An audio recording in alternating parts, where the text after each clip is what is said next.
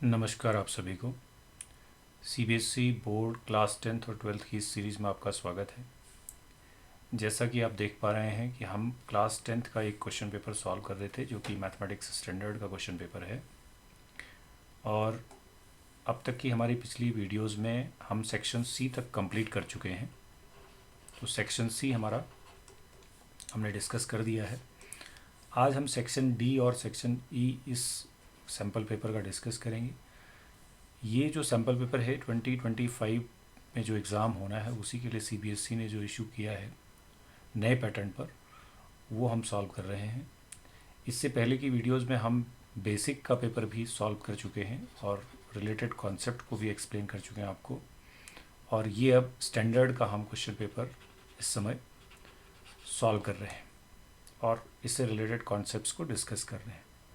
तो जो भी स्टूडेंट्स क्लास 10th वाले हैं तो उनको मेरी जो एडवाइस रहेगी वो ये रहे कि वो दोनों पेपर्स को ज़रूर देखें। भले ही वो बेसिक का एग्ज़ाम दे रहे हों या स्टैंडर्ड का एग्ज़ाम दे रहे हों, लेकिन आपने दोनों ही पेपर्स को ज़रूर देखना है, क्योंकि आपका सिलेबस एक ही है, बस थोड़ा बहुत क्वेश्चंस के लेवल का डिफरेंस है। तो आपको कॉन्सेप्ट समझने हैं और किस तरह से क्वेश्चंस करना है ये समझना है। तो इसके लिए आपको दोनों ही सैम्पल पेपर्स को थॉरोली एक एक क्वेश्चन इसका ठीक से समझना है और उसी तरह के दूसरे क्वेश्चंस को प्रैक्टिस करना है। So let us move to this section D, जिसमें आप 5 मार्क्स के क्वेश्चंस देख रहे होंगे और 32 क्वेश्चन से हम लोग शुरू करेंगे। ये सेक्शन अपने आप में बहुत इम्पॉर्टेंट है, तो आपको इस सेक्शन को बहुत ध्यान से देखना है और किस तरह से हम इन क्वेश्चंस को सॉल्व करेंगे वो समझना है। सो आप देख पा रहे हैं क्वेश्चन नंबर 32 है जो कि चॉइस में है। हम दोनों क्वेश्चंस को, दोनों पार्ट्स को सॉल्व करने की कोशिश करेंगे, दोनों को समझने की कोशिश करेंगे। So let me move to first A section. तो ए जो हमारा इसका पार्ट है उसको हम थोड़ा सा देखते हैं कैसे ये हम इसको करेंगे। So let me take you this question, question number 32 का ये आप ए पार्ट देखेंगे, ठीक है। ओके, तो हम जरा देख लें पहले हमें solve the system following system of linear equations graphically solve करने की बात की है। तो कैसे आप ग्राफिकली सॉल्व करेंगे वो मैं समझाता हूँ। You need to write first equations. So x plus 2y is equal to 3 है एक इक्वेशन, और दूसरी इक्वेशन है 2x minus 3y plus 8 is equal to 0। तो सबसे पहला जो हमारा टास्क होता है वो ये कि हम इन दोनों को ग्राफ में प्लॉट करेंगे और फिर देखेंगे कि ये किस तरह का सॉल्यूशंस देती हैं। मतलब यूनिक सॉल्यूशन है, इंटरसेक्टिंग लाइंस हैं, या नो सॉल्यूशन है, पैरेलल लाइंस हैं, या फिर कोइंसिडेंट लाइंस हैं जो एक दूसरे के ऊपर आ जाती हैं, इनफाइनाइट मैनी सॉल्यूशंस हैं।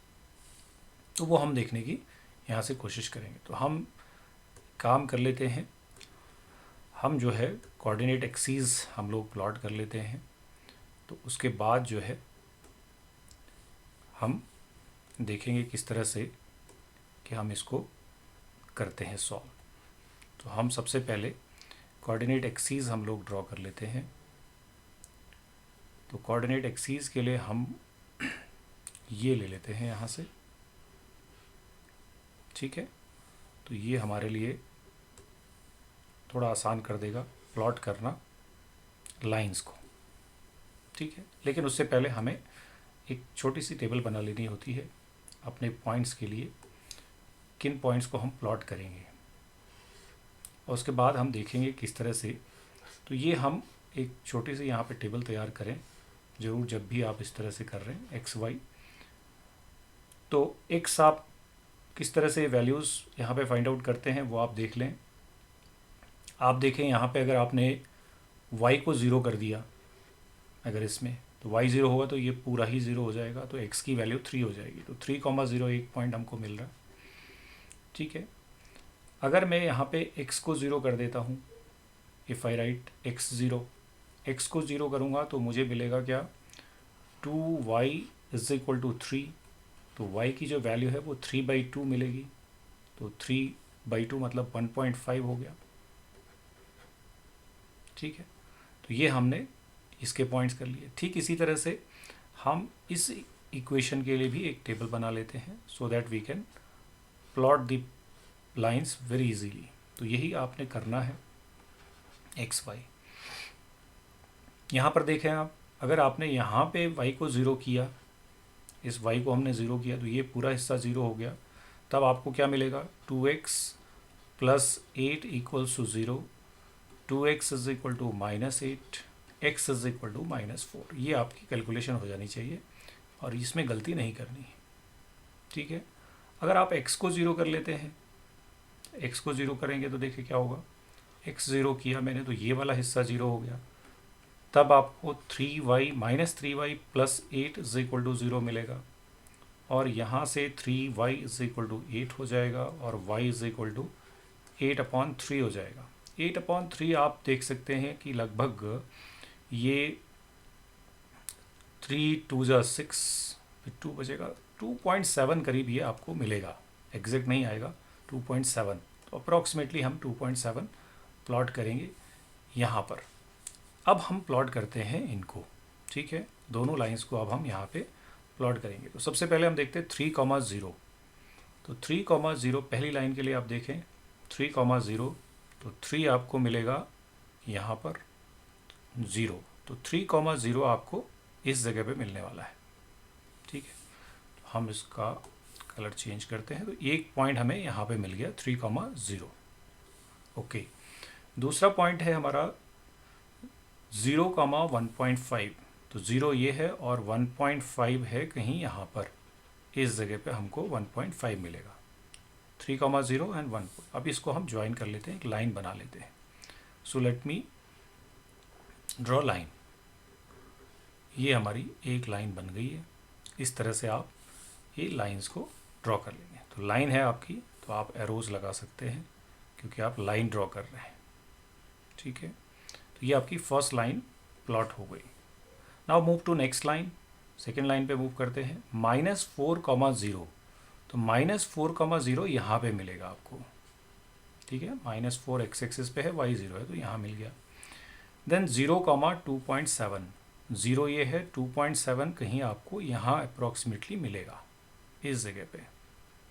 तो इसको भी हम ज्वाइन कर लेते हैं।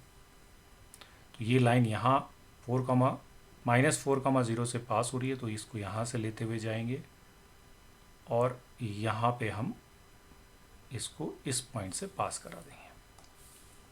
This is another line. ठीक है, ये आपकी दूसरी लाइन हो गई। आप एक काम और करें, जब आप इस तरह का देखें कहीं पर कि लाइन आपकी इंटरसेक्ट नहीं कर पा रही, तो आप इस लाइन को एक्सटेंड कर सकते हैं। तो हम इसको थोड़ा सा एक्सटेंड कर लेते हैं आगे तक, so that we can easily see that the lines are intersecting at this point. अब इंटरेस्टिंगली होता क्या है कि हमको ग्राफिकली सॉल्व करने को कहा गया है लाइंस को। तो हम ये तो देख पा रहे हैं कि lines are intersecting, lines are intersecting, lines are intersecting. Intersecting lines का मतलब है यूनिक सॉल्यूशन, यूनिक सॉल्यूशन। अब आपको यूनिक सॉल्यूशन देखना है ग्राफ से, तो अब आप क्या करेंगे, यहाँ पे इस पर्टिकुलर पॉइंट ऑफ इंटरसेक्शन से, जो आपका ये इंटरसेक्शन का पॉइंट है, यहाँ से एक परपेंडिकुलर आप डालेंगे इसके ऊपर, एक्स एक्सिस के ऊपर, एक परपेंडिकुलर आप डालेंगे वाई एक्सिस के ऊपर, इस तरह से। और वैसे तो जहाँ ये एक्स एक्सिस को कट कर दिया वही एक्स की वैल्यू है, और जहाँ पे वाई एक्सिस को कट कर दिया वही वाई की वैल्यू है। बट मेरा सजेशन रहेगा कि आप इन दोनों इक्वेशंस को अलग से सॉल्व करके कंफर्म भी कर लें कि क्या ये जो पॉइंट आपने मार्क किया है यहाँ पे, इस पॉइंट को अगर मैं मार्क करता हूँ, देखिए ये जो पॉइंट है ये हमें कह रहा है कि इसके जो कोऑर्डिनेट्स हैं वो -1,2 हैं। अब ये हमें ग्राफ कह रहा है, बट हमें कंफर्म कर लेना चाहिए हमारी इक्वेशंस को लेकर के। इक्वेशंस हैं x + 2y = 3 है, और दूसरी इक्वेशन है 2x माइनस 3y, इस 8 को मैं अगर इस तरफ लिखूं तो -8 लिखूंगा। अब इस इक्वेशन को मैं 2 से मल्टीप्लाई करके इसके नीचे लाता हूँ। 2x प्लस 4y, ठीक है, 2 से मल्टीप्लाई कर रहे हैं, इज इक्वल टू 3 2 या 6, और इसको मैं सॉल्व करके देख लेता हूँ। ठीक है, लेट मी चेक इट कि हम जो पॉइंट्स पे पहुँच रहे हैं वो ठीक है कि नहीं है। ये माइनस हो गया, ये माइनस हो गया, और यहाँ भी माइनस हो गया, तो ये आपका कैंसिल हो गया। ये -4 और -3 -7y है, इज इक्वल टू ये माइनस का 14 है। So this gives you y is equal to 14/7, that is 2। तो हमारा ये 2 पॉइंट बिल्कुल करेक्ट है, ये आप देख पा रहे होंगे। सो दिस इज़ एब्सोल्युटली करेक्ट, ये हमारा बिल्कुल सही है। ठीक है, इसके बाद नेक्स्ट पॉइंट हमें y हमें मिल गया 2, तो y की वैल्यू हम किसी एक इक्वेशन में डाल के देख लेते हैं। तो x प्लस 2 2 जा 4 एंड इज इक्वल टू 3, हमने y की वैल्यू डाल दी, तो x is equal to 3 minus 4 जो कि -1 है। So this point is also correct. तो अब आप कह सकते हैं कि जब आपने ग्राफ लेकर के सॉल्व किया है इसको, तो ग्राफ से आपने जो सॉल्यूशन दिया है वो बिल्कुल करेक्ट है।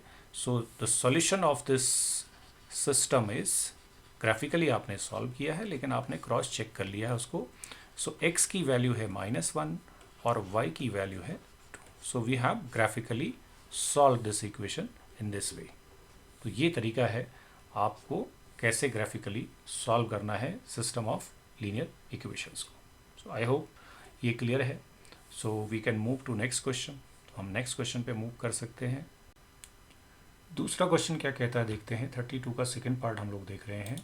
तो इस सेकंड पार्ट में आप इसको ज़रा ध्यान से देखिए क्या कह रहे हैं आपसे। सो let me zoom out. Okay, अब हमें दिखाई देगा। तो पहले क्वेश्चन देख लेते हैं क्या कहा गया है। Places A and B are 180 kilometre apart on a highway. One car starts from A, other starts from B at the same time. एक ही टाइम पर एक A से स्टार्ट करती है और दूसरी B से स्टार्ट करती है। If car travels in the same direction, अगर वो सेम डायरेक्शन में है तो तब क्या हो रहा है ज़रा देखते हैं क्या कह रहे हैं। हाँ, सेम डायरेक्शन में जब वो ट्रैवल कर रही हैं तो क्या हो रहा है देखिए, डिफरेंट स्पीड्स के साथ में दे मीट इन 9 आवर। तो वो कह रहा है 9 आवर में वो मीट करती हैं जब वो सेम डायरेक्शन में ट्रैवल कर रही हैं। तो हम क्या करेंगे, इसको करने के लिए हम सबसे पहले एक छोटा सा फिगर बना के समझने की कोशिश करते हैं इसको। ये हम कर रहे हैं 32 क्वेश्चन का बी ऑप्शन हम सॉल्व कर रहे हैं। Okay, let me show you what is happening actually. ये हमारे पास मान लीजिए 2 पॉइंट हैं A एंड B, ठीक है। This point is A and this is B। एक कार यहाँ से स्टार्ट हो रही है, this is car 1 and this is car 2। तो एक यहाँ से स्टार्ट हो रही है इस जगह से, तो यहाँ से एक कार शुरू कर रही है चलना, और एक यहाँ से स्टार्ट कर रही है इस जगह से, और दोनों पॉइंट के बीच में 180 किलोमीटर का डिस्टेंस है, ये हमें पता है। अब वो कह रहे हैं जब वो सेम डायरेक्शन में है, मीन सेम डायरेक्शन मतलब ये इधर चल रही है तो ये इधर जा रही है, तो सेम डायरेक्शन हो गया। इसकी स्पीड को हम x किलोमीटर पर आवर मान लेते हैं, ये लिखना है आपने। इसकी स्पीड को हम y किलोमीटर पर आवर मान लेते हैं, ठीक है। तो आप यहाँ पे यही लिख लेंगे, let car starts from A with x kilometre per hour and from B at y kilometre per hour. ये स्पीड हमने एज्यूम कर ली है, या आप ये भी लिख सकते हैं let speed of first car is x kilometre per our and speed of second car is y kilometre per our. जब वो सेम डायरेक्शन में ट्रैवल करेंगी तो डिस्टेंस, कॉन्सेप्ट तो डिस्टेंस का ही है, तो डिस्टेंस इज इक्वल टू क्या है, स्पीड इनटू टाइम। तो फर्स्ट कंडीशन क्या कहती है देखिए, फर्स्ट कंडीशन कहती है कि जब वो सेम डायरेक्शन में जाएंगे तो इस वाली कार को जो कि A से स्टार्ट करेगी, इसे 180 किलोमीटर ज़्यादा ट्रैवल करना पड़ेगा। तो इसकी डिस्टेंस ज़्यादा है, तो इसकी डिस्टेंस हो गई 9 आवर्स में वो मीट कर रही हैं, तो 9 आवर्स में 9x हो गई, क्योंकि डिस्टेंस जो है वो स्पीड इंटू टाइम है, स्पीड हमने x लिया है, टाइम 9 आवर है तो 9x, बट ये 9x जो है इसकी वाली डिस्टेंस से ज़्यादा है जो कि b से ट्रैवल कर रही है, तो हम माइनस करेंगे इसमें से किसको, 9y को, क्योंकि यहाँ से जो कार ट्रैवल करेगी y की स्पीड से वो 9y डिस्टेंस ट्रैवल करेगी, लेकिन वो किसी पॉइंट पे मिल गई हैं, तो मतलब मिलने के बराबर एक इक्वल डिस्टेंस होनी चाहिए, मतलब तभी मिलेंगी वो, लेकिन इसने ज़्यादा पीछे से ट्रैवल चलना शुरू किया तो इसने 180 किलोमीटर ज़्यादा ट्रैवल किया है, तो ये 180 आपका इक्वल हो गया। 9 कॉमन ले लेंगे तो x माइनस वाई आपका 180 हो गया। This implies x minus y is equal to 9 से डिवाइड कर दीजिए 20, ये आपकी फर्स्ट कंडीशन, फर्स्ट इक्वेशन बन गई। सेकेंड बोल रहा है कि if they travel towards each other, अब वो अगर एक दूसरे की तरफ आए, ये यहाँ से इधर को आए और इधर से इधर को आए, तो फिर वो 1 आवर में ही मीट कर लेती हैं, एक ही घंटे में मिल जा रही हैं, तो फिर 1 into x that is x plus 1 into y that is y is equal to 180, फिर तो सीधा सीधा है, ये यहाँ से कहीं यहाँ पहुँच गई, यहाँ से यहाँ पहुँच गई, तो टोटल डिस्टेंस कितना 180 किलोमीटर दोनों ने मिलकर ट्रैवल कर लिया। तो ये आपकी दूसरी इक्वेशन, कुछ नहीं करना, इन दोनों को सॉल्व कर लेना। तो फर्स्ट इक्वेशन को हम इसके नीचे लिख लेते हैं दैट इज़ 20, तो हम इनको ऐड कर लेते हैं, तो एडिशन में ही कैंसिल हो जा रही हैं ये y की वैल्यूज़, तो 2x is equal to 200, x is equal to 100, तो x की वैल्यू आ गई 100। तो फर्स्ट कार की जो स्पीड है, दोनों कार की स्पीड ही पूछी है आपसे, तो फर्स्ट कार की जो स्पीड है, फर्स्ट कार की जो स्पीड है वो हो गई 100 किलोमीटर पर आवर। तो x की वैल्यू डालिए, y निकाल लीजिए, तो सेकंड कार की जो स्पीड आ जाएगी वो आपको दिख रहा होगा कि दोनों का सम 180 है, तो x अगर मैंने 100 डाला तो 80 आ जाएगा, 80 किलोमीटर पर आवर। ये वैसे भी आपका लॉजिकली भी समझ में आ रहा है कि इसकी स्पीड ज़्यादा होनी चाहिए क्योंकि इसने ज़्यादा डिस्टेंस ट्रैवल करनी है, और इसकी कम होनी चाहिए, तो इसकी कम है, इसकी 80 किलोमीटर ही है और उसकी जो है 100 किलोमीटर है। तो यहाँ से जो कार चलेगी वो 100 की स्पीड से चल रही है, यहाँ से जो कार चल रही है वो 80 की स्पीड से चल रही है, सो दैट वो मिल रही है किसी पॉइंट पर आगे। So this is your second part of this 32nd question. I hope it is clear. Now move to next question, आगे बढ़ते हैं, नेक्स्ट क्वेश्चन पे आते हैं, क्वेश्चन नंबर 33। तो 33 क्वेश्चन देखते हैं क्या कह रहा है। Prove that length of tangents drawn from an exterior point to a circle are equal. तो सबसे पहले तो आपको एक थ्योरम यहाँ पे प्रूव करने को कहा गया है, तो ये बहुत सिंपल सी थ्योरम है, मैं आपको समझाने की कोशिश करता हूँ। ये बहुत सिंपल सा काम आपने करना है। तो सबसे पहले आपको ये length of tangents drawn from an exterior point to a circle are equal, ये आपने प्रूव करना है। तो इसको देख लेते हैं। तो इसके लिए हमें एक सर्कल चाहिए, तो हम एक सर्कल ले लेते हैं, ठीक है। तो एक सर्कुलर शेप हम सिंपल सर्कल ड्रॉ कर लेते हैं, कलर्ड नहीं करते हैं, सिंपल सर्कल लेते हैं। चलिए इसी को हम सर्कल मान लेते हैं, ठीक है। ये हमारे पास सर्कल हो गया, ओके। नाउ एक्सटीरियर पॉइंट से कोई एक पॉइंट यहाँ पे ले लेते हैं और यहाँ से हम इसमें टेंजेंट ड्रॉ कर लेते हैं। एक टेंजेंट हमारा ये हो गया, यहाँ तक टच करना चाहिए, और दूसरा इधर ले लेते हैं, ये हमारे पास दूसरा टेंजेंट हो गया, okay. So this is suppose point P, this is A, this is B। मान लीजिए इसका सेंटर कहीं यहाँ पर है, सर्कल का सेंटर यहाँ पे मान लेते हैं। और अब सारा कंस्ट्रक्शन का क्वेश्चन है, तो हमको कैसे करना है, देखिए ये एक और काम कर लेते हैं, हम यहाँ पे इसको ज्वाइन कर लेते हैं सेंटर के साथ में, और ये हम कंस्ट्रक्शन में लिख भी देंगे, और हम इसे भी ज्वाइन कर लेते हैं। Let me right it, this is centre. तो अब आप इस क्वेश्चन का फिगर देख लीजिए, आपको प्रूफ करना है PA is equals to PB। तो सबसे पहले आपको गिवन लिखना होता है, कोई भी आप प्रूफ करें तो प्रॉपर तरीके से करें। गिवन है आपके पास PA and PB are tangent to a circle. अब सर्कल क्या है, सर्कल को आप कैसे लिख लेते हैं, OR, यानी O इसका सेंटर है और आपका रेडियस है R, ठीक है। गिवन टू प्रूव करना क्या है आपको, टू प्रूव आपको बोला गया है कि length of tangents drawn from exterior point P है, तो एक्सटीरियर पॉइंट पी से जो है दोनों टेंजेंट इक्वल लेंथ के हैं, यानी P A is equals to P B आपको प्रूफ करना है। कंस्ट्रक्शन भी आपने किया है। आपने क्या किया है, join O A, O B and O P, ये तीनों आपने ज्वाइन किए, जो रेड मैंने कलर दिखाया आपको, ये तीनों आपने ज्वाइन किए। अब आप प्रूफ करेंगे। तो बहुत सिंपल सा प्रूफ है इसका, और ये बहुत इंपॉर्टेंट है, ये अक्सर एग्जाम में पूछा जाता है, तो इसको आप थोड़ा ध्यान से देख लें। तो हमें ये दो ट्रायंगल्स को कॉन्ग्रुएंट करना है, तो हमें सिंपल काम करना है, और हमें एक प्रॉपर्टी यूज़ करनी है, टेंजेंट और रेडियस परपेंडिकुलर होते हैं, इस वाली बात को हम जानते हैं। ठीक है, तो हम यहाँ पे इन दो ट्रायंगल्स को लेंगे। तो हम लिखेंगे in triangles P A O and P B O. तो हमने ये ट्रायंगल्स ले लिए हैं। ठीक है, एक ये ट्रायंगल ले लिया हमने, जो आपको यहाँ दिख रहा होगा, और एक हमने ये ट्रायंगल ले लिया है जो इसके नीचे है। ये दो ट्रायंगल्स को हम कॉन्ग्रुएंट करेंगे। तो कैसे कॉन्ग्रुएंट करेंगे, सबसे पहले हम लिखेंगे कि ये O A is equal to O B, radius है एक ही सर्कल का रेडियस, तो रेडियस ऑफ सेम सर्कल के रेडियस हैं। ठीक है, दो रेडियाई हैं, रेडियाई भी बोल सकते हैं, radii of same circle equal होगा। ओके, एंगल, तो angle P A O is equal to angle P B O, each 90 degree.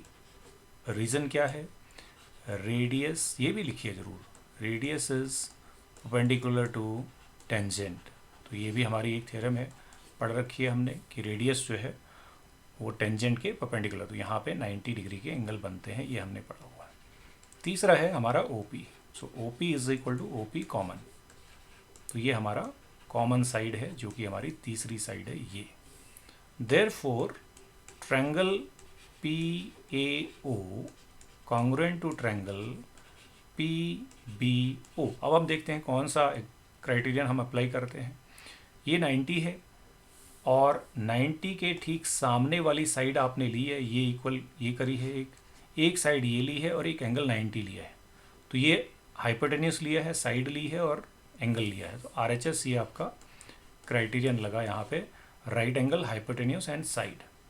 तो जैसे ही आपके ट्रायंगल कॉन्ग्रुएंट हो गए, देयरफॉर आपका P A is equals to P B. ये आपका थ्योरम वाला पार्ट तो ये क्लियर हो गया आपको। ठीक है, तो इसमें आपने ये वाला पार्ट क्लियर कर दिया, बट ये 5 मार्क्स का क्वेश्चन है, तो कुछ और भी आपके लिए इसमें जोड़ा हुआ है, उसको हम देखते हैं। Using the above result find the length of B C. हमें बी सी की लेंथ पता करनी है, बी सी मालूम करना है। Given that circle is inscribed triangle A B C touching sides A B B C, यानी सारी ये टेंजेंट है, यानी इधर से ये टेंजेंट है तो ये इक्वल है, इधर से ये टेंजेंट है तो ये इक्वल है, इधर से ये भी टेंजेंट है तो ये भी इक्वल है। तो इसी कॉन्सेप्ट को हम यूज़ करेंगे। तो ए बी हमारे पास दिया हुआ है, कितना है देखिए, ए बी हमारे पास है 10। ठीक है, ए बी पूरा है 10। ओके, ए क्यू, ए से लेकर क्यू तक ये है 7, ये 7 है तो इधर भी 7 हो जाएगा, ठीक हो गया। सी क्यू है 5, ये है 5 तो ये भी 5 हो जाएगा। ठीक है, अब आपको बहुत ही सिंपल सा काम करना है, देखिए, तो यहाँ पे आप यही लिखेंगे, मैं इस सॉल्यूशन को यहीं पर कर देता हूँ। So you will write A R is equal to A Q. ठीक है, वही रीज़न आ गया, टेंजेंट फ्रॉम एक्सटीरियर पॉइंट, ये आप लिख लें ज़रूर, प्रॉपर लिखना ज़रूरी है, एक्सटीरियर पॉइंट्स। ठीक है, टेंजेंट फ्रॉम एक्सटीरियर पॉइंट। तो ए आर आपको ए क्यू दिया हुआ है, तो ए आर आपको मिल गया कितना, 7, क्योंकि ए क्यू इज़ गिवन। देखिए ए क्यू की वैल्यू 7 है, तो ए आर 7 हो गया। अब ए आर 7 हो गया, तो ए बी पूरा हमारे पास कितना है, 10 है, तो उसमें से हम बी आर निकाल लेते हैं। तो B R will be what, B R will be A B minus A R, तो ये हो गया 10 माइनस 7 दैट इज़ 3। तो हमारा ये वाला हिस्सा 3 हो गया अब। ठीक है, ये 3 हुआ, तो बी आर और बी पी ये भी इक्वल है, तो B R is equal to B P. यही सेम रीज़न देंगे आप जो यहाँ पे दिया है ऊपर, tangent from exterior point are equal. तो इससे आपको बी पी की वैल्यू मिल गई। तो बी आर तो आप ऑलरेडी 3 निकाल चुके हैं, तो बी पी भी 3 हो गया, बी पी 3 हो गया। इसी तरह से सी क्यू सी पी के इक्वल है, तो C Q is equals to C P. तो यहाँ से आपको सी क्यू गिवन है, देखो सी क्यू 5 गिवन है, तो सी पी कितना हो गया, तो यहाँ से सी पी निकाल लेंगे, सी पी इज़ 5। ठीक है, जैसे ही आपका बी पी और सी पी आ जाएंगे तो बी सी निकाल दीजिए। तो B C is equal to B P plus C P, that is 3 plus 5 that is 8। तो ये आपने ज़रूर करना है, क्योंकि ये क्वेश्चन जो है थ्योरम के साथ में आपको एक्स्ट्रा भी दिया हुआ, तो कम से कम 2 मार्क्स इसके लिए होंगे और 3 मार्क्स आपकी थ्योरम के लिए होंगे। इस तरह से आपने इसी थ्योरम का यूज़ करते हुए इसको सॉल्व कर लेना है। So this is your question number 33। I hope it is clear now.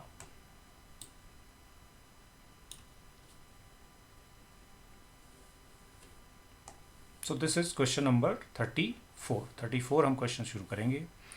तो यहाँ क्या क्या बोला है वो पहले हम देख लेते हैं। A boy whose eye level is 1.35 metre from the ground. मान लीजिए ग्राउंड लेवल हमारा ये है, इस फिगर को हम बना लेते हैं, यहाँ पर ग्राउंड लेवल मान लेते हैं थोड़ी देर के लिए। इससे 1.35 मीटर की हाइट पे ये उसका आई लेवल है। तो ये हम इसको दिखाएंगे, दोबारा से इसको करते हैं, जस्ट मिनट। ये हमारा हो गया ग्राउंड लेवल से इतना, ओके। मान लीजिए ये ग्राउंड लेवल ये है हमारा, और ये जो है 1.35 मीटर की हाइट पे ग्राउंड से यहाँ पर उसकी आई है।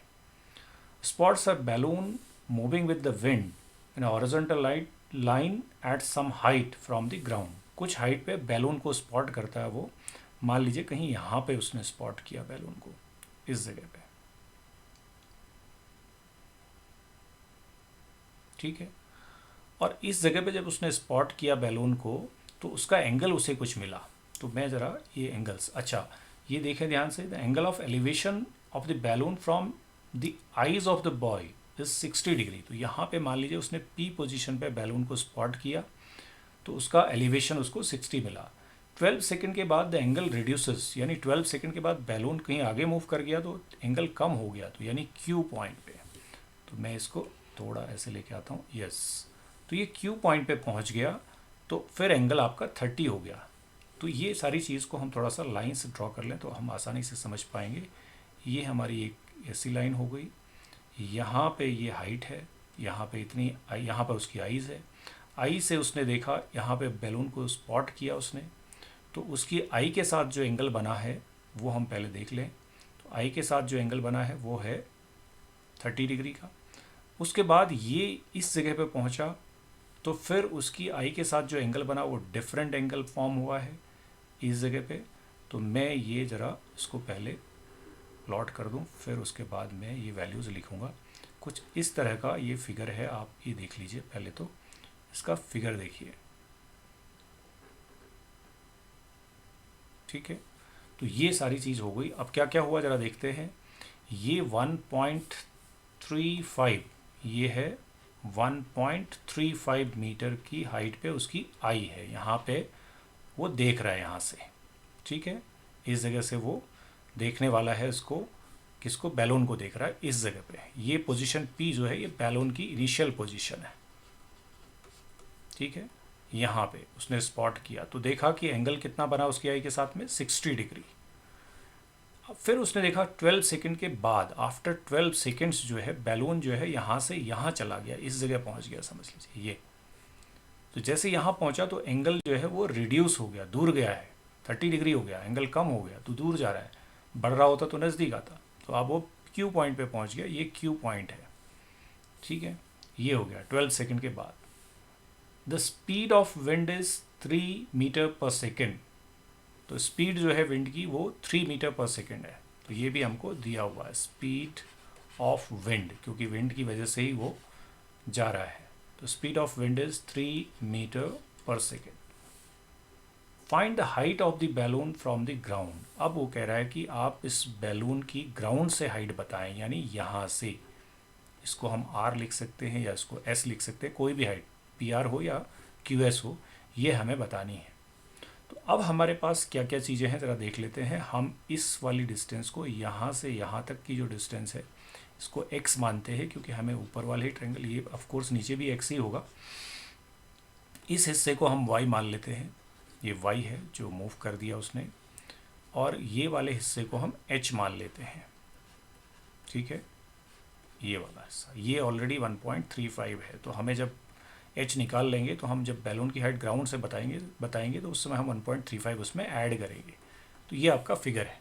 तो इस तरह से पहले फिगर बनना, इस तरह के क्वेश्चन में 34 क्वेश्चन चूँकि आप कर रहे हैं, हाइट्स एंड डिस्टेंस ट्रिग्नोमेट्री का क्वेश्चन होता है, कम से कम 1 मार्क्स जो है वो फिगर का होता है इसमें, ये पक्का मान लीजिए आप। करेक्ट फिगर के लिए आपको 1 मार्क सीधा मिल जाता है। अब आप देखें सबसे पहले कि यहाँ पे टाइम दिया हुआ है 12 सेकेंड, स्पीड विंड की दी हुई है 3 मीटर पर सेकेंड। तो अब यहाँ से आप डिस्टेंस निकाल देंगे। डिस्टेंस कौन सी, ये वाली डिस्टेंस, ये है कितनी, y, जिसको मैंने y लिखा हुआ है। तो ये distance y distance is equal to speed is 3, time है 12, तो ये 36 जो है मीटर, ये तो हमारी ये y डिस्टेंस है। x हमें मालूम नहीं है, x हम निकालेंगे, फिर h निकालेंगे। ये हमारा पहले कर लेना है काम। Now move to the further solution. अब हम ट्रायंगल वाइज लेते हैं। सबसे पहले पी बी, और ये यहाँ पे हम इसको आर एस टी लिख देते हैं इसको, ठीक है, और इसको यू लिख देते हैं।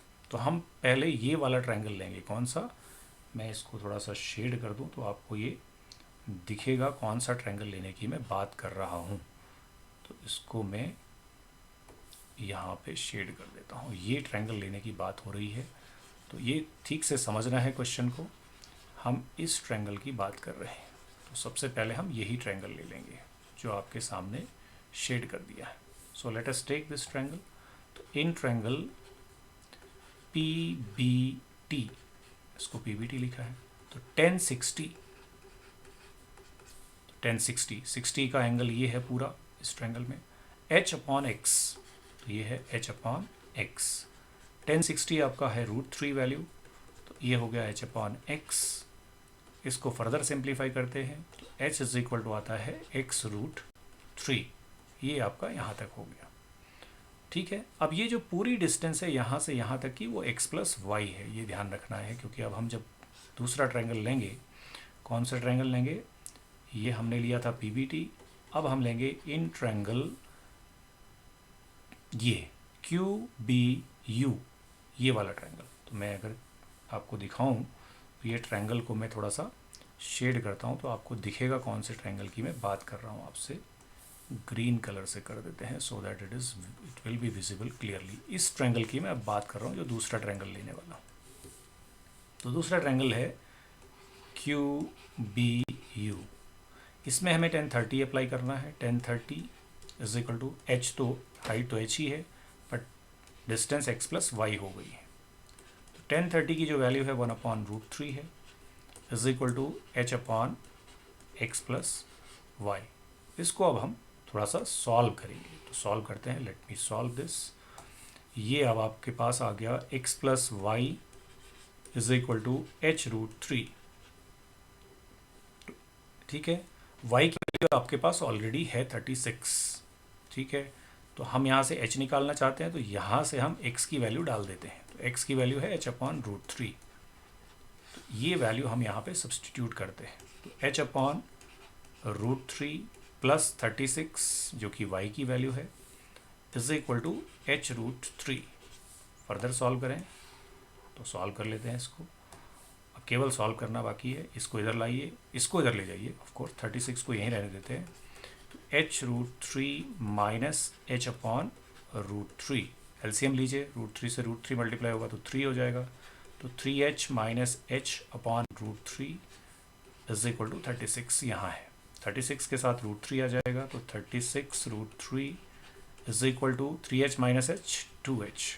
So this implies h is equal to 36√3 divided by 2, that is 18√3. तो h की वैल्यू हमारी 18√3 होगी, तो h is equal to √3 की वैल्यू हम डाल देते हैं यहाँ पे 1.73 है, और इसको हम थोड़ा सा सिंप्लीफाई कर लेते हैं तो ये आ जाएगा हमारे पास। देखिए 1.73 मल्टीप्लाइड बाई 18 आप कर लें सबसे पहले तो 8 3 जा 24, 8 7 जा 56, 58, 8 1 जा 8, 5 13 ये है, एंड 3 7 1 ये है, 4 8 3 11, 7, 3, 10, 11 और ये आपका 3, 31.14। लेकिन आपसे पूछिए हाइट फ्रॉम दी ग्राउंड, तो हमारी ग्राउंड से हाइट, ये एच हमने ऊपर की हाइट दी थी, तो इसमें 1.35 हमें ऐड करना है। तो हाइट फ्रॉम द ग्राउंड जब हम लिखेंगे, हाइट फ्रॉम ग्राउंड जब हम लिखेंगे बैलून की, तो वो उसमें हमें इस 31.14 में 1.35 और ऐड करना पड़ेगा। तो ये हो जाएगा हमारा 9, 4, 2 एंड 32.49 मीटर। ये हमारी टोटल हाइट हो जाएगी। तो इस तरह से ये क्वेश्चन कंप्लीट हो गया। This is your question number 34। I hope it is clear now. Next question को देखते हैं क्या है। 35th क्वेश्चन पे आ जाते हैं। 35th क्वेश्चन फिर से इंपॉर्टेंट है, यहाँ से आपको 100% क्वेश्चन मिलता ही है। मीन मीडियन मोड से find mean and median of the following data. ठीक है, मीन भी पूछा है और मीडियन भी पूछा है। तो मैं आपको इसको बताता हूँ किस तरह से आप करें। बहुत ही सिंपल तरीका हम बताएंगे आपको, क्योंकि डायरेक्ट मेथड कई बार आपके लिए लेंदी हो जाता है और कैलकुलेशन मिस्टेक हो जाती है, तो हम इसको सिंपल शॉर्टकट मेथड से करेंगे। तो सबसे पहले आप देखें कि आपके पास क्लास इंटरवल है, ठीक है। उसके बाद आप लिख लेंगे xi, इसके बाद आप लिख लेंगे fi। पहले इतना काम हम कर लेते हैं। तो क्लास इंटरवल्स क्या हैं? 85 से है 90, 90 से 95, 95 से 100, 100 से है आपके पास में 105, 105 से शुरू है तो 110 तक, और लास्ट है आपके पास 110 to 115, ये आपके पास है। ठीक है। xi क्या होती है? xi मिड वैल्यू होती है। तो आप एक मिड वैल्यू को देख लें, यहाँ 5 का गैप है तो दिख ही रहा है आपको।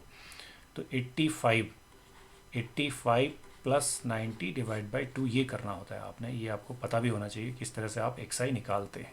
तो ये आपका 5 हो गया, ये 9 और 8 17 हो गया, 175/2। जब आप इसे करेंगे डिवाइड, 2 8 जा 16, 115, 2 7 जा 14, 87.5। तो इन दोनों के जो बीच की वैल्यू है वो 87.5 आ रही है। अब आपको +5 करते जाना है। अगली वैल्यू आएगी 92.5, अगली वैल्यू आएगी 97.5, अगली वैल्यू आएगी 102.5, अगली वैल्यू आएगी 107.5, अगली वैल्यू आएगी 112.5। तो ये आपने इस तरह से कर लेना है, वैल्यूज़ फाइंड आउट कर लेनी है xi की। देन राइट फ्रीक्वेंसीज, ये है 15, ये है 22, फिर है 20, फिर है 18, फिर है 20 और फिर है 25। अब आप देखिए इस क्वेश्चन में आप मीन और मीडियन दोनों ही कर रहे हैं। आप चाहें तो अलग अलग टेबल बनाएं, बट एक ही टेबल पे भी सारा काम कर सकते हैं। ठीक है। तो आपको बस कुछ नहीं करना, एक छोटा सा काम करना है। जब आप मीडियन भी करने जाएंगे तो एक क्युमुलेटिव फ्रीक्वेंसी का कॉलम और बना लेंगे आप इसी के जगह पे। तो मैं यहाँ पे CF लिख देता हूँ, लेकिन अभी निकालता नहीं हूँ मीन के टाइम में, बाद में लिखूँगा क्योंकि फिर ये हमको कन्फ्यूज़ करेगा। ठीक है। तो नहीं तो मुझे अलग से फिर एक वापस टेबल बनानी पड़ेगी, तो आप काम से बचें थोड़ा सा। अब हम करेंगे एज्यूम्ड मीन, यानी सिंपल शॉर्टकट मेथड से हम इसको करने वाले हैं। तो हमें कुछ आगे चीज़ें करनी है। अब सबसे पहले हमारा काम होता है कि एक ए एज्यूम कर लेंगे, कोई सा भी नंबर इनमें से, लगभग बीच का नंबर हम लेते हैं। तो हम देख रहे हैं कि टोटल 6 वैल्यूज़ हैं, तो हम इस वैल्यू को ले लेते हैं। मान लीजिए ये हमारा एज्यूम्ड मीन हो गया 97.5 ए हो गया। ठीक है। एच हमारा जो साइज़ है क्लास का वो है 5, ये हमको दिख रहा है कि 5 का ही गैप है हमारा, क्लास जो मार्क्स आ गए उनका। ठीक है। क्लास ये साइज़ हमारा 5 है। तो अब हमारे पास मीन निकालना है, तो हम एक UI लिखते हैं। उसमें क्या करते हैं, xi माइनस a/h। यही मेथड मैं आपको सजेस्ट करूँगा कि ज़रूर आप इसी से करें, तब ये बड़ी जल्दी और सही तरीके से एक्यूरेट आपका ये सॉल्व होगा। तो हम क्या करेंगे, UI निकालेंगे जो कि xi माइनस a/h होगा। xi मतलब ये वैल्यू माइनस ये, अब 87.5 है, इसमें से आपने 97.5 को माइनस किया तो एक वैल्यू आप देख लें, तो ये माइनस का 10 आएगा। -10 डिवाइडेड बाई 5 किया तो ये माइनस का 2 है। तो फर्स्ट वैल्यू आपकी -2 आएगी, क्लियर हो गया।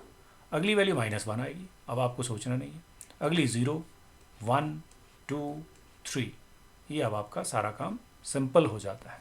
और अगला कॉलम है आपका FIUI का।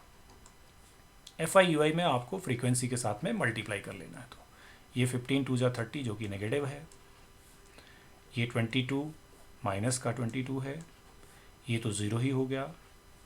18 1 × 18 पॉजिटिव है, 22 × 40 ये 40 पॉजिटिव है, ये 25 3 × 75 ये भी आपका पॉजिटिव है। इतना आपने कर लिया, ठीक है।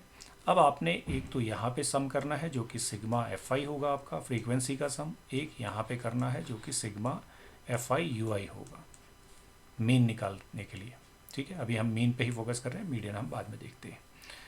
अब हम पहले सम कर लेते हैं। वैसे तो आपको देखें यहाँ पे सम करके दिया नहीं है, अगर किसी क्वेश्चन में आप यहाँ पे आपको दिया हुआ था कितने डेटा हैं, बट आपको यहाँ पे नहीं दिया तो आपको ये भी सम करना है। तो इसको सम कर लेते हैं पहले फ्रीक्वेंसी का। 5 और 2 7, 7 8 15, 15 5 20, 2 कैरी, 1 3, 2 5, 7 8 10 12, 120। तो ये आपका सम जो है 120 है। इसको आप चेक कर लें, दोबारा से देख लेते हैं। 8 5 13, 13 2 15, 15 5 20, 2 कैरी, 3 2 5 2 7 1 8 10 एंड 12। ओके, करेक्ट है। इसको ज़रूर आप चेक कर लें ठीक से, इसमें गलती करेंगे तो फिर गड़बड़ हो जाएगी सोल्यूशन में। अब यहाँ भी सम कर लेते हैं। यहाँ आप देख रहे हैं कि माइनस का 30 है, ये प्लस का 40 है, तो प्लस का 10 ये हुआ हमारे पास, और फिर माइनस का 22 भी है। चलो माइनस का ही देख लेते हैं पहले। माइनस का हमारे पास कितना आ रहा है, माइनस का 52 है, ठीक है। माइनस का 52 का मतलब है ये हमारे पास देखें दोनों, ये 58 है, तो यहाँ से प्लस का 6 और 75 प्लस 6 ये हमारे पास आ गया 81। तो ये हमारे पास पॉजिटिव वैल्यू आ गई 81। अब हम मीन लिखते हैं। तो मीन का जो फॉर्मूला है वो आप लिखिए, मीन इज इक्वल टू, कैसे लिखेंगे यहाँ पे, A plus sigma FIUI upon sigma FI into H, ये फॉर्मूला याद रखना है मीन का। तो अब आपने यहाँ पे वैल्यू लिख ली। तो 97.5 ये तो आपके पास A है, प्लस ये 81 आया, डिवाइड बाई क्या, सिग्मा FI 120 है, आपने सम कर लिया है, इंटू 5, ये 5 है। तो 5 से आपका ये कट रहा है 120, तो इसे काट देते हैं। 5 2 जा एंड 5 4 जा। तो ये अब आप देख लें कि अप्रॉक्सीमेटली 81 है, जिसको आपने 24 से डिवाइड करना है। तो 24 3 जा 72 है, ठीक है। 9 बचता है, डेसिमल लग जाता है, 90 हो जाता है। 24 4 जा अभी भी नहीं जाता, ठीक है, अभी भी 3 जा ही होता है। तो अप्रॉक्सीमेटली हम इसको लिख लेते हैं, बहुत ज़्यादा जाने की ज़रूरत नहीं है। ये आ गया 3.3 अप्रॉक्सीमेटली। इस तरह से जब आप इसको ऐड कर लेंगे तो ये हो जाएगा 538 एंड 97 100.8, ठीक है। तो ये अप्रॉक्सीमेट वैल्यू है। कुछ आप अगर और देखेंगे, एक दो प्लेस और निकालेंगे तो कुछ और थोड़ा सा इसमें चेंज आ सकता है, बट अप्रॉक्सीमेटली ये आपका मीन हो गया, ठीक है। तो ये हमारा मीन निकल गया। अब आपको निकालना है मीडियन। तो मीडियन के लिए मैंने आपसे कहा कि हमने अलग से टेबल नहीं बनानी, हम इसी में कर देंगे। अब हम इस हिस्से को भूल जाते हैं, इतने पे ही हम कर लेंगे सारा। तो कुमुलेटिव फ्रीक्वेंसी पहले कर लेते हैं। तो 15 सम करते जाना है फ्रीक्वेंसीज़ का। तो कुमुलेटिव फ्रीक्वेंसी में 15 में 22 ऐड करेंगे तो 37 हो गया। 37 में 20 ऐड करेंगे तो 57 हो गया। 57 में 18 ऐड करेंगे तो 8 और 7 15, 5 1 6 और 7 75 हो गया। 75 20 प्लस किया तो 95 हो गया। 95 5 120 ये लास्ट, ये नंबर वही होता है जो यहाँ पे होता है। ये आप पहले भी कर लेते तो आपको ये भी आसान काम हो जाता कि आपके क्रॉस चेक भी हो जाता। तो ये हमारे पास आ गया 120 यहाँ पे कुमुलेटिव फ्रीक्वेंसी, जो कि हमें मीडियन में चाहिए होती है। तो अब हम मीडियन निकाल लेते हैं इसका। तो मीडियन के लिए हमें मीडियन क्लास पहले ढूंढना होता है। कैसे ढूंढेंगे, सबसे पहले हम लिखेंगे n/2। n/2 मतलब फ्रीक्वेंसी का सम 120/2, ठीक है, जो कि 60 है। अब हम 60 को ढूंढेंगे, कहाँ पर मिलेगा हमें 60। तो 60 को ढूंढते हैं। 60 हमें क्युमुलेटिव फ्रीक्वेंसी में देखना है, यहाँ 15 तक है, यहाँ 37 है, यहाँ 57 है, से ज़्यादा 60, तो हमें 60 मिलेगा इसमें 75 में। तो ये हमारा मीडियन क्लास हो गया। तो हमें ये देखना होता है कि मीडियन क्लास हमारा क्या है, ये मार्क भी करना होता है। मीडियन क्लास, जैसे हमने मीडियन क्लास लिखा तो अब हम सीधे मीडियन का फॉर्मूला लगाएंगे और कैलकुलेट कर देंगे। तो पहले फॉर्मूला लिखते हैं, median is equal to L plus n/2 minus cumulative frequency of previous class of the median class divided by frequency into h। ये सारी वैल्यूज़ अब आपने डालनी है। लोअर लिमिट आपकी मीडियन क्लास का है 100, तो 100 यहाँ पे आ गया, प्लस n/2 आप ऑलरेडी निकाल चुके हैं जो कि 60 है, माइनस CF जो है वो प्रीवियस क्लास का लेना होता है, तो प्रीवियस क्लास का जो CF है वो 57 है, तो यहाँ पे 57 लिखेंगे, अपॉन फ्रीक्वेंसी मीडियन क्लास का ही लेंगे, तो मीडियन क्लास की जो फ्रीक्वेंसी है वो 18 है, तो यहाँ पे हम 18 लिखेंगे, इंटू h जो कि आपका क्लास साइज़ है वो आपका 5 है। ये हमने कर दिया। अब हम इसको कैलकुलेट कर लेते हैं। 100 प्लस 60 से 57 आपका गया, तो 3/18 इंटू 5, ये 3 6 है, तो ये आया 100 प्लस 5/6। 5/6 की वैल्यू आप देख लें कितना होगा, 6 8 0.8 करीब होगा। 100 प्लस 6 से डिवाइड करेंगे तो 0.8 और 2 3 83, तो आपका ये आंसर आता है 100.83। ये आपका इसमें मीडियन हो गया। तो इस तरह से आप इसका मीडियन निकाल सकते हैं। तो हमने फर्स्ट पार्ट में दोनों चीज़ें कर दी हैं इस टेबल की हेल्प से, मीन भी और मीडियन भी। Let us move to second part of this question. इसके सेकंड पार्ट को देखते हैं क्या कह रहे हैं सेकंड पार्ट में। ये अब आप सेकंड पार्ट देखेंगे इसका। ओके, सेकंड पार्ट थोड़ा सा देख लेते हैं, थोड़ा छोटा करते हैं। Yes, now it is correct. Okay, second part में बोला है the monthly expenditure on milk of 200 families of a society is given below. ये हमको दिया हुआ मंथली एक्सपेंडिचर, ठीक है। फाइंड वैल्यू ऑफ एक्स, ठीक है। Also find mean expenditure. तो ये 200 फैमिलीज़ का एक्सपेंडिचर दिया है, एक्स की वैल्यू बताओ और मीन निकालो। ये फिर से वापस मीन का ही क्वेश्चन है, सिंपल। तो सबसे पहले आपको क्या करना है, देखिए मैं वही फिर तरीका आपको बताऊंगा। ये मंथली एक्सपेंडिचर जो है ये हमारा CI है। CI के बाद हमें XI लिखना है, XI के बाद हमें FI लिखना है। तो CI पहले हम देख लें क्या है। तो ये हमारा है 1000 से लेकर 1500। इसको थोड़ा सा ठीक से देख लें। 1500 से है 2000, 2000 से 2500, कहाँ तक जाना है हमें, 5000 तक पहुँचना है। ओके, 2500 से 3000, 3000 to 3500, 3500 to 4000, 4000 to 4500 and 4500 to 5000। ये हमारे पास इंफॉर्मेशन है। XI हम इनकी मिड वैल्यू निकाल लेते हैं। तो 1000 और 1500 जब आप ऐड करेंगे तो ये 25 आएगा, उसका आप मिड वैल्यू देखेंगे तो वो आपके पास आ जाएगा 1250।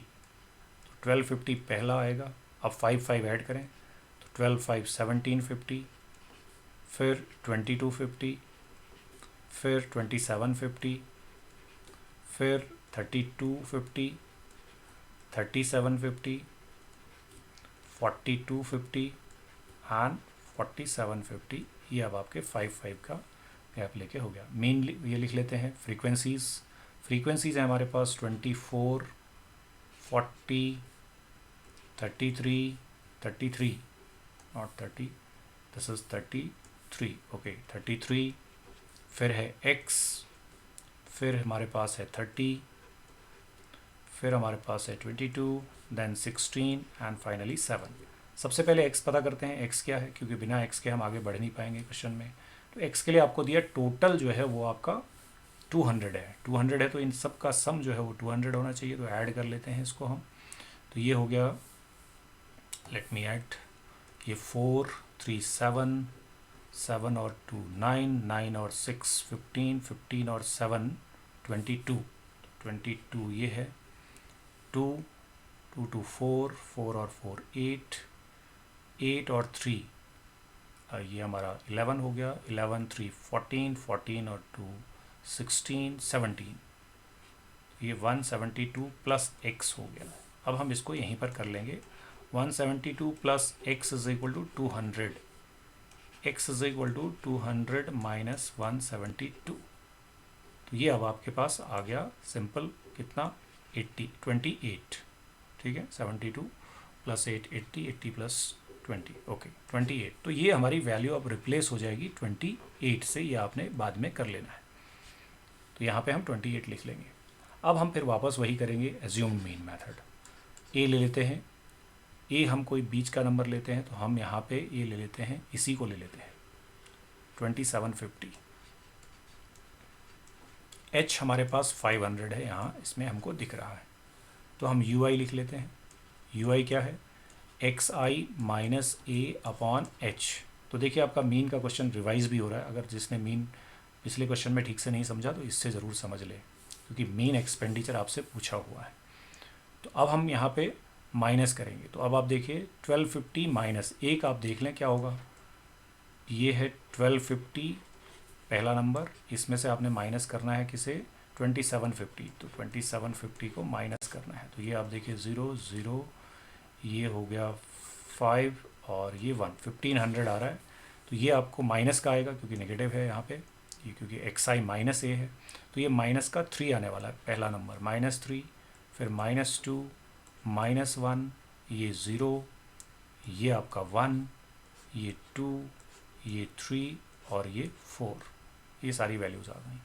अब आपको कुछ नहीं करना, एफ आई यू आई करना है, F i u I frequency के साथ में मल्टीप्लिकेशन।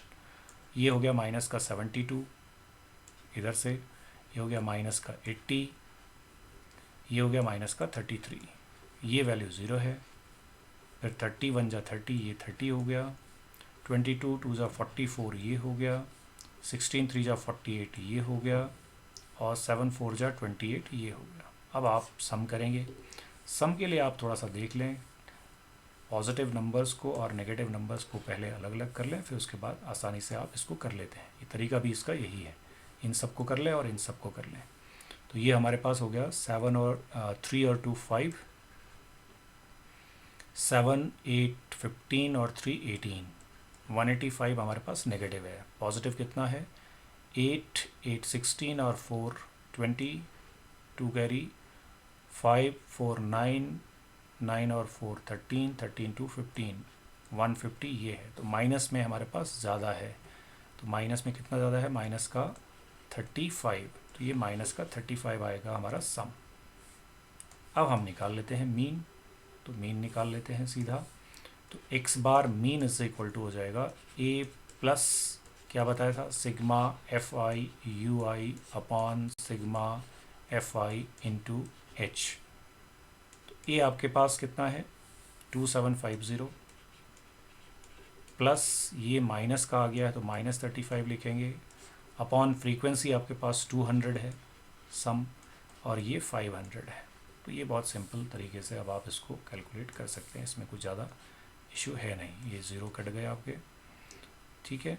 तो अब आपके पास जो आ जाता है फाइनली वो लिख लेते हैं, this is 2750, of course minus में ही आएगा, तो ये मल्टीप्लाई कर लेते हैं, 5 5 जा 25, 5 3 जा 15 और 2 17 divided by 2, so this is 2750 minus ये डिवाइड कर लें, तो ये आएगा 2 8 जा 16 एंड तो लिख लेते हैं माइनस 2 8 जा 16, 1 2 7 जा 14, 187.5।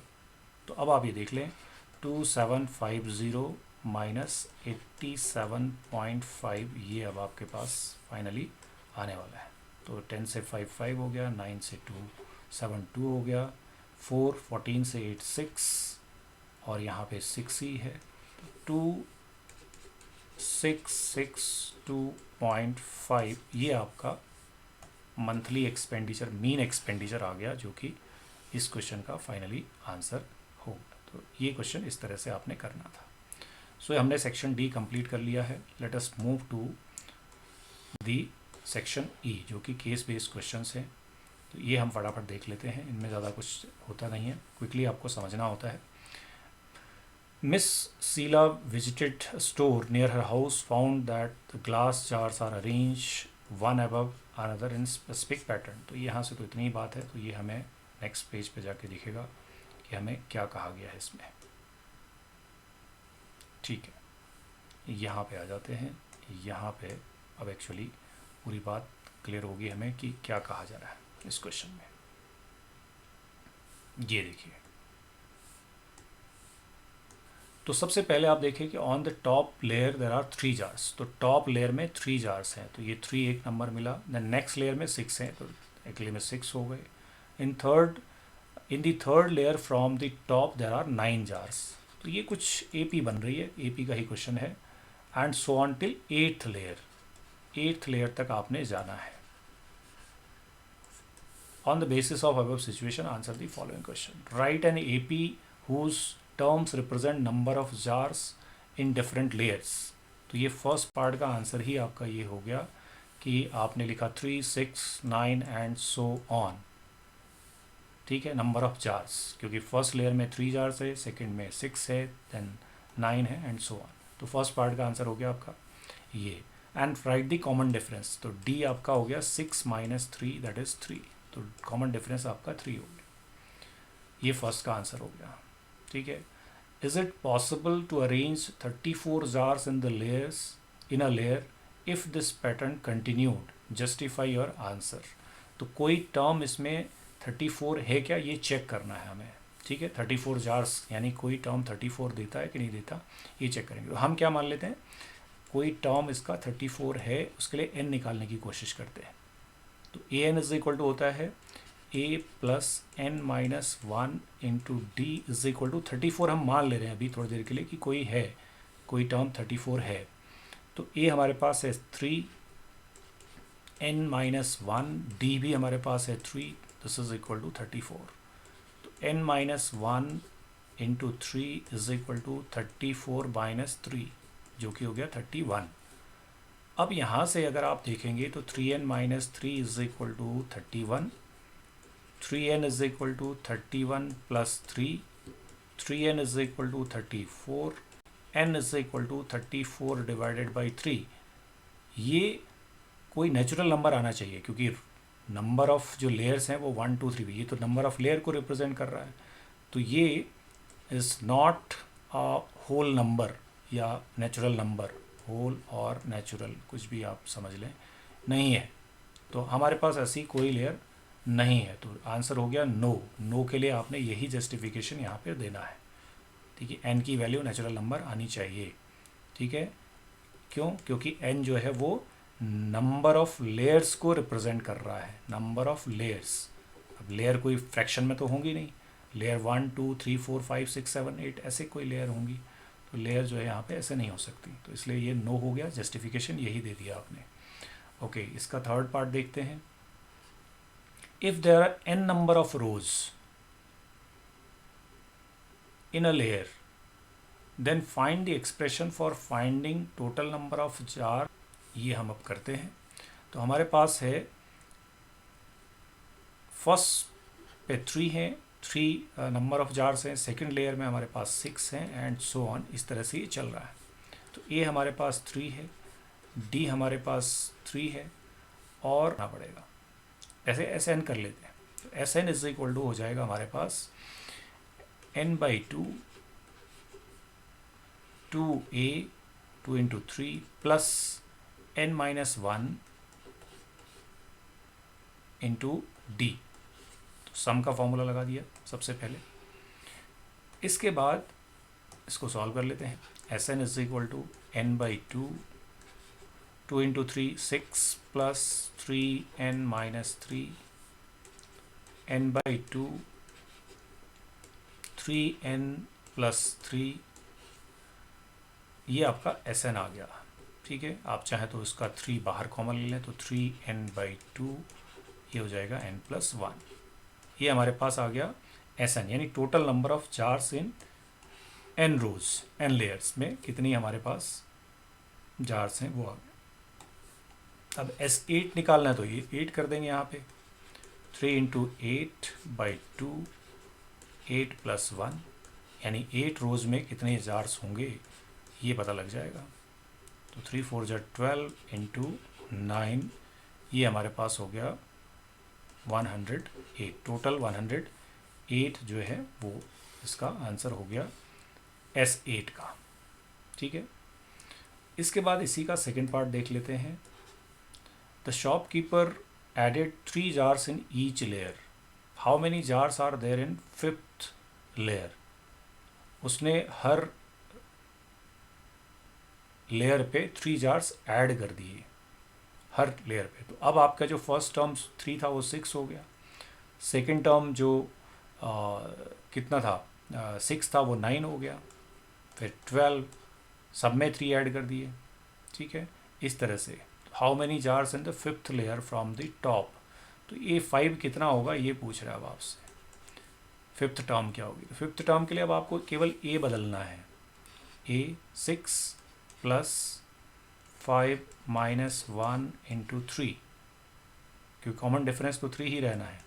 तो 6 + 4 3 = 12, 12 + 6 18, तो ये 5th लेयर पे 8 हो जाएंगे अब नंबर ऑफ जार्स, जब उसने हर लेयर पे 3 जार्स ऐड कर दिए। तो इस तरह से आपका क्वेश्चन नंबर 36 हो गया। Let us move to question number 37। 37 देख लेते हैं।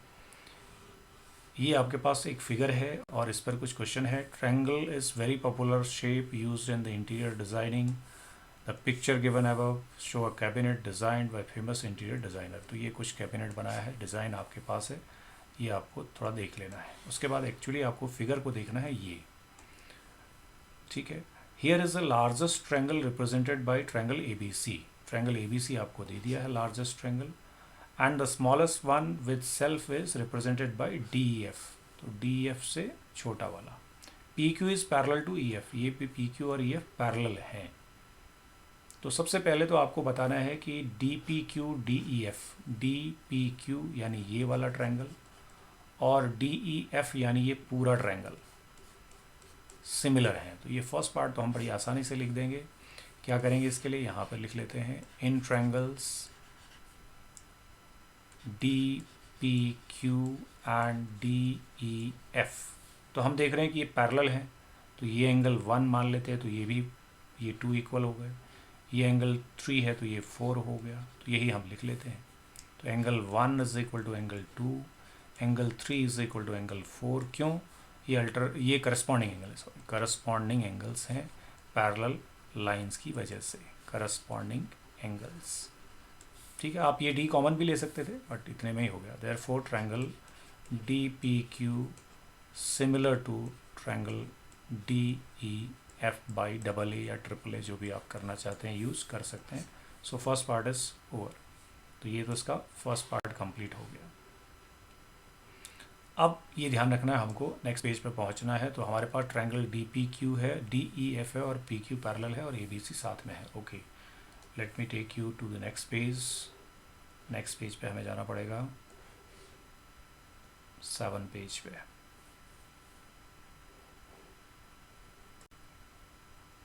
ये हम 7th पेज पे पहुंच गए। ठीक है, अब इसको थोड़ा सा जूम करते हैं, फिर देखते हैं कि आगे और क्या पूछा है इसमें। लेट अस सी। अब मैं आपको वापस दिखाता हूँ क्या क्या था, क्योंकि अब हमें वापस वो ट्रायंगल देखने हैं। एक ट्रायंगल हमारे पास, हम ये 37 क्वेश्चन पे हैं, फर्स्ट पार्ट हमने कर दिया। एक ट्रायंगल हमें दिखाया था ABC, एक ट्रायंगल हमें दिखाया था, छोटा ट्रायंगल था कंपैरेटिवली, वो था DEF ऐसा कुछ था, और यहाँ पे PQ जो कि इसके पैरेलल था। इतना हमको दिखाया है और हम ये कर चुके हैं कि DPQ जो है DEF के सिमिलर है। First part is over. Now look at the second. DP50, DP जो है वो 50 है, कह रहा है ये वाला हिस्सा 50 है। PE P से E तक जो है ये 70 है। Find PQ upon EF, P Q upon E F. अब जब आपने ट्रायंगल सिमिलर किए तो ट्रायंगल कौन से सिमिलर किए, D P Q is similar to triangle D E F, ये हमने डबल ए से सिमिलर किए अभी। तो सिमिलर किए तो साइड्स प्रोपोर्शन में आ जाएंगी, कौन सी, डी पी यहाँ से, ये मैं आपको कई बार बताता हूँ कि इस तरह से आप देखें, D P upon D E, ठीक है, is equal to P Q upon E F is equal to, अगर इधर का भी चाहिए तो डी क्यू अपॉन ये D Q upon D F. अब हमें ये निकालना है P Q upon E F, ये वैल्यू हमें निकालनी है। डी पी हमें मालूम है, डी पी है 50, इसको 50 लिखते हैं। डी ई, डी से लेकर ई तक 50 प्लस 70, दोनों का सम लेना पड़ेगा, is equal to P Q upon E F, ठीक है। ये आपका सी पी एस टी होता है, corresponding part of similar triangle, यानी साइड प्रोपोर्शन में आ जाती। तो ये आ गया 50 upon 120 is equal to P Q upon E F. ये आपका सेकेंड पार्ट का आंसर हो गया। इसमें आप 5 अपॉन 12 भी लिख सकते हैं, ये 5 अपॉन 12 हो गया। So this is the answer 5 upon 12, ये हो गया। थर्ड पार्ट देखते हैं इसी का। थर्ड पार्ट में क्या कहा है हमसे, थोड़ा सा बड़ा करते हैं, yes. Now look at the third part. If 2ab is equal to 5de, अब आपसे कहा है कि 2ad is equal to 5de। अब इस वाले हिस्से को देखते हैं। देखिए, हम इसको थोड़ा सा पहले रब करते हैं, ये हम कर चुके हैं। Look at the third part of this question. Okay, third में क्या बोला है, if 2ab twice ab is equal to 5de, twice A B is equal to 5d, यानी आपको ए बी और डी ई का रेशियो गिवन है। अगर हम इसको देखें तो ये है 5/2। एंड ए बी सी, साथ में ये भी बोला कि जो ए बी सी ट्रायंगल है, triangle A B C similar to triangle D E F, ये सिमिलर भी हैं। सिमिलर है तो फिर क्या होना चाहिए, होना चाहिए A B upon D E is equal to A B upon D E is equal to B C upon E F is equal to A C upon D F, ऐसा होना चाहिए।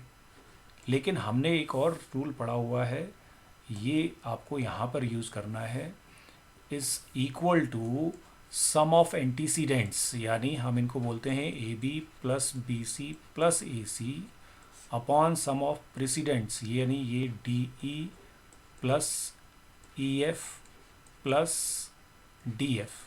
तो ये आपका पेरीमीटर, यानी perimeter of A B C divided by perimeter of D E F, ये आपको rule पता होना चाहिए, तभी आप इसका आंसर दे पाएंगे।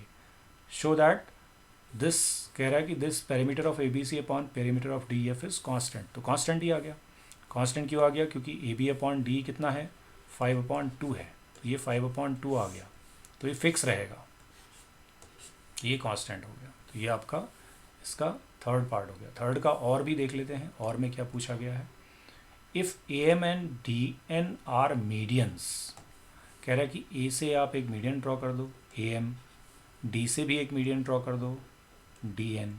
तो A M and D N are medians of triangle A B C and D F respectively, then prove that A B M, फिर आपको फिर से प्रूफ करने को कहा गया है। प्रूफ क्या, ए बी एम, ये ट्रायंगल और ये ट्रायंगल भी सिमिलर हैं, तो ये आपको और वाले में करना है। तो और वाले को समझ लेते हैं कैसे करेंगे। जब हमारे पास ये ऑलरेडी है कि दोनों ट्रायंगल सिमिलर हैं, A B C is similar to triangle D E F, ये तो कर चुके हैं, ठीक है, गिवन ही है पहले पार्ट में। अब अगर ये ऐसा हो गया तो हमारे पास क्या होगा कि इससे आएगा A B upon D E is equal to B C upon E F, ये आएगा सी पी एस टी से। बट यहाँ पे हमने क्या कर लेना है कि ये जो पार्ट देख रहे हैं ना, ये जो हिस्सा है ये इक्वल हो गया मीडियन होने की वजह से, यहाँ ये इक्वल हो गया, तो हम बी सी को ट्वाइस ऑफ बी एम लिख सकते हैं। तो हमने इसको ट्वाइस ऑफ बी एम लिख दिया और इसको हमने ट्वाइस ऑफ ई एन लिख दिया, क्योंकि बराबर हैं इससे। तो ये 2 कट गए, जिससे हमें मिल गया A B upon D E is equal to B M upon E N. And angle B is equal to angle E तो होगा ही क्योंकि ट्रायंगल सिमिलर हैं, तो ये सी पी एस टी से ही दोनों चीज़ें हुई। और जब ऐसा हो जाएगा तो आप इस ट्रायंगल में this upon this is equal to this upon this and this angle, ये ऐसे ऐसे लगा देंगे। Therefore triangle A B M लिखना है, एक दोबारा से लिखते हैं, triangle A B M similar to triangle D E N by S A S. ऐसे ऐसे आपका ये सेकेंड पार्ट भी हो जाता है, ऐसे एस क्राइटेरिया लग जाएगा मीडियन की प्रॉपर्टी को यूज़ करके। इस तरह से आपका ये क्वेश्चन नंबर 37 कंप्लीट हो गया। Let us move to the last question. Last question भी हम देख लेते हैं किस तरह से इसको करेंगे। ये अब आपका लास्ट क्वेश्चन है 38। ये भी केस बेस्ड क्वेश्चन है। तो metallic silos are used by farmers for storing grains. Farmer Girdhar has decided to build a new metallic silo to store his harvested grains. It is in the shape of cylinder mounted by a cone. तो silos कैसे बने हुए हैं? एक cylinder है, ये 38 question में हम लोग हैं। साइलोज जो है एक सिलेंडर, ठीक है, shape of cylinder mounted by a cone, यानी ऊपर से एक कोन, ऐसे साइलोज हैं। ये जो शेप है ये आपको ऐसे समझना है। Dimension of conical part of silos तो दिया है। कोनिकल पार्ट जो है साइलोज का वो दिया हुआ है। रेडियस 1.5 है, यानी यहाँ पे आपका 1.5 रेडियस है एंड हाइट 2 मीटर है, हाइट इसकी 2 मीटर है। डायमेंशन ऑफ सिलेंड्रिकल पार्ट भी दिया हुआ है, रेडियस 1.5 भी है और हाइट 7 है। ये आपके सारे चीज़ें आ गई। अब फर्स्ट पार्ट पे आ जाइए question. Calculate the slant height. Slant height L निकालना है, तो L square is equal to होता है H square plus R square. तो L square is equal to हो गया H square, that is 2 square plus 1.5 का स्क्वायर, जो रेडियस है हमारे पास। ये 4 प्लस 1.5, ये 2.25 हो गया, ये आ गया 6.25। तो L इज इक्वल टू हो जाएगा स्क्वायर रूट ऑफ 6.25, 625 जो है 25 का होता है, तो 2.5 मीटर। ये आपका फर्स्ट पार्ट का आंसर हो गया। दिस इज 2.5 मीटर, ठीक है। इसके बाद CSA curve surface area of the conical part. तो कोनिकल पार्ट का CSA मतलब पाई आर एल, ठीक है। पाई आर एल, पाई आपका हो गया 22/7। आपको कुछ दिया नहीं है तो यही ले लेते हैं। आर आपके पास है 1.5, एल आपके पास है 2.5, तो इसको हम कैलकुलेट कर लेंगे, ठीक है। तो ये आपका 22 इंटू इसको मल्टीप्लाई कर लेते हैं, 15 5 से 75, 15 2 से 30, 37, तो 3.75 ये है, डिवाइडेड बाई 7 है, तो इसको आप कैलकुलेट कर लेंगे, ठीक है। तो ये कितना आ जाएगा, 22 मल्टीप्लाइड बाई 7, 5 ज़ा 35, 2 25, 7 3 ज़ा 21, अप्रॉक्सीमेटली इतना ये डिवाइड होके आ रहा है। मल्टीप्लाई कर लें तो 23 ज़ा 66, ये हुआ 25 110 116, तो 11.66 करीब ये आ रहा है। इसको आप थोड़ा सा कैलकुलेट कर लेंगे, चेक कर लेंगे। और इतना आपका ये CSA सेकेंड वाला पार्ट हो गया। फर्स्ट भी हो गया, सेकेंड भी हो गया। 11.66 थोड़ा ज़्यादा आ सकता है क्योंकि अगर आप और थोड़ा सा वैल्यू आगे जाएंगे तो। नेक्स्ट पार्ट, थर्ड पार्ट पे मूव करते हैं। थर्ड पार्ट क्या कह रहा है, find the cost of metal sheet use to make the curve cylindrical part of one silo at the rate of ये। तो make the curve cylindrical part के लिए कॉस्ट आपसे पूछ रहा है। तो सिलेंडर का हमें निकालना पड़ेगा CSA, कर्व सिलेंड्रिकल पार्ट। तो सिलेंडर का जो CSA है, सिलेंडर के लिए जो CSA हम यूज़ करते हैं वो हमारा है 2πRH। तो 2πRH 2 इंटू 22/7 इंटू आर आप देख लीजिए कितना है, 1.5 है, और H जो है वो 7 है सिलेंड्रिकल पार्ट के लिए दिया हुआ है। तो ये 7 हमारा कट गया, ये 15 2 ज़ा 33 आ गया, 66 हमारा ये आ गया मीटर स्क्वायर। और आपसे टोटल कॉस्ट पूछी है, मेटल शीट कितनी लगेगी, find the cost of metal sheet, make the curve cylindrical part of one silo, एक ही साइलो है, तो कॉस्ट हमारी आ जाएगी, मल्टीप्लाई हो जाएगी 2000 मल्टीप्लाइड बाई 66। ठीक है, तो ये हो गया आपका 2 6 12, 2 6 12 13 और 1 2 3, इतना रुपीज़ आपका इसमें खर्च होगा इसकी मेटल शीट में। तो ये अब आपका इसका आंसर हो गया। फाइनली आपका थर्ड पार्ट है total capacity of one silo. Total capacity मतलब टोटल वॉल्यूम, टोटल कैपेसिटी आपसे पूछी है, तो ये टोटल वॉल्यूम हो गया दोनों का मिला के। तो volume of cylinder plus volume of cone, ये इसमें हमको करना पड़ेगा। तो वॉल्यूम ऑफ सिलेंडर है हमारा πr² h प्लस ये है हमारे पास 1/3 πr² h। ठीक है, h दोनों के अलग अलग हैं, तो ये h1 और h2 मान लेते हैं। तो πr² हम कॉमन ले लेते हैं, ये कॉमन होने वाला दोनों में। h1 जो सिलेंडर का है वो है 7 और इसका 1/3 इंटू h2 यानी इसका है 2। ठीक है, ये आप देख सकते हैं यहाँ पे कोन की जो हाइट थी वो 2 थी और सिलेंडर की हाइट जो है वो 7 है। तो हमने हाइट से यहाँ पे ले ली है। तो ये हम अब वैल्यू डाल देते हैं 22/7 इंटू आर 1.5 इंटू 1.5 और ये हमारे पास आ गया 7 प्लस 2/3 ये। अब इसको थोड़ा सिंप्लीफाई कर लेते हैं। तो 22/7 इंटू 1.5 करेंगे तो 2.25 हो जाएगा इंटू 7 3 21 23 अपॉन 3। अब इसको हमें केवल सिंप्लीफाई करना है, ये कैलकुलेट कर लेंगे हम लोग। ये हमारा हो गया, इसको हम 3 7 21, कटना कुछ है नहीं इसमें, 3 7 हाँ ये कट जाएगा, 3 7 21, 3 5 15, ये 3 से कट गया। अब आपका कटेगा नहीं, तो अब आप सीधा मल्टीप्लाई करें। तो अब आप यहाँ पे देख लें क्या होगा, ये 75 है और हम इसको मल्टीप्लाई कर लेते हैं। 22 3 66 ये है, 22 2 44 और 650 506। ठीक है, 506 मल्टीप्लाइड बाई 75, ये मैं कर देता हूँ। इसको हम थोड़ा सा यहाँ से हटाते हैं। ओके, यहाँ पे हम लोग कर लेते हैं मल्टीप्लाई। 5 6 30, 5 5 25, 7 6 42, 4 7 5 35। तो ये आपका फाइनली 05973, डेसिमल है 2 प्लेस, डिवाइड बाई है 7। तो डेसिमल है 2 प्लेस और डिवाइड बाई है 7, तो 7 से डिवाइड भी कर देते हैं। तो 7 5 35, 2 29, 7 4 28 पॉइंट। ठीक है, पॉइंट 152। तो अप्रॉक्सीमेटली ये वॉल्यूम जो है हमारा, चेक कर लेंगे आप लोग इसे, 54.2 करीब आ रहा है, बट ये कैलकुलेशन का पार्ट है, इसको आप ज़रूर देख लें। तो इस तरह से हमने ये पूरा पेपर अब डिस्कस कर दिया है।